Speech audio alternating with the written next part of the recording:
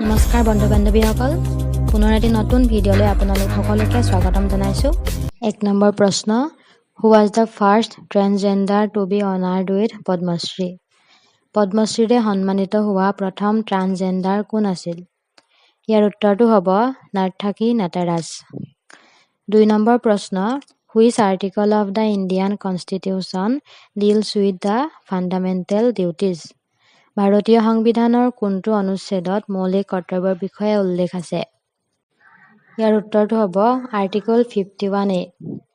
3 নম্বৰ প্ৰশ্ন, which Indian state does not share its boundary with China? কোনখন ভাৰতীয় ৰাজ্যই চীনৰ সৈতে সীমা ভাগ নকৰে? ইয়াৰ উত্তৰ হ'ব উত্তৰ প্ৰদেশ। 4 নম্বৰ প্ৰশ্ন, মেজৰ ধ্যানচান্দ ৱাজ বৰ্ণ in which city of India? ভাৰতৰ কোনখন চহৰত মেজৰ ধ্যানচান্দৰ জন্ম হৈছিল? ইয়াৰ উত্তৰটো হ'ব এলাহাবাদ। 5 নম্বৰ প্ৰশ্ন, ৱাংলা is the famous folk dance of? ৱাংলা কোন ৰাজ্যৰ বিখ্যাত লোকনৃত্য? ইয়াৰ উত্তৰটো হ'ব মেঘালয়া। 6 নম্বৰ প্ৰশ্ন, which country is the smallest neighbouring country of India area wise? অঞ্চল অনুসৰি কোনখন দেশ ভাৰতৰ আটাইতকৈ সৰু চুবুৰীয়া দেশ? ইয়াৰ উত্তৰটো হ'ব ভূটান। 7 নম্বৰ প্ৰশ্ন, who was the president of the first session of Congress held on 1885? 1885 চনত অনুষ্ঠিত হোৱা কংগ্ৰেছৰ প্ৰথম অধিৱেশনৰ সভাপতি কোন আছিল? ইয়াৰ উত্তৰটো হ'ব উমেশ চন্দ্ৰ বেনাৰ্জী।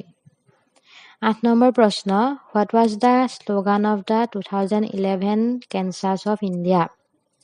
2011 চনৰ ভাৰতৰ লোকপিয়লৰ শ্লোগান কি আছিল?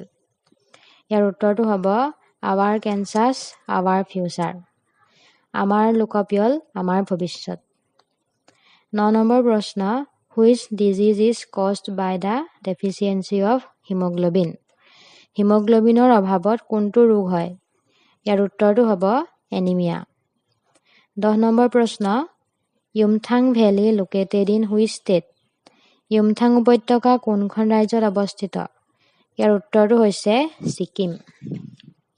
11 নম্বৰ প্ৰশ্ন, who is the founder of Yes Bank? Yes বেংকৰ প্ৰতিষ্ঠাপক কোন? উত্তৰটো হ'ব ৰাণা কাপুৰ। 12 নম্বৰ প্ৰশ্ন, Vikramshila Gangetic dolphin wild life sanctuary is located in which state? Vikramshila Ganga dolphin বন্যপ্ৰাণী অভয়াৰণ্য কোনখন ৰাজ্যত অৱস্থিত? ইয়াৰ উত্তৰটো হ'ব বিহাৰ। 13 নম্বৰ প্ৰশ্ন, in which city of India is the Saptak music festival celebrated? ভাৰতৰ কোনখন চহৰত সপ্তক সংগীত মহোৎসৱ পালন কৰা হয়? ইয়াৰ উত্তৰটো হ'ব আহমেদাবাদ।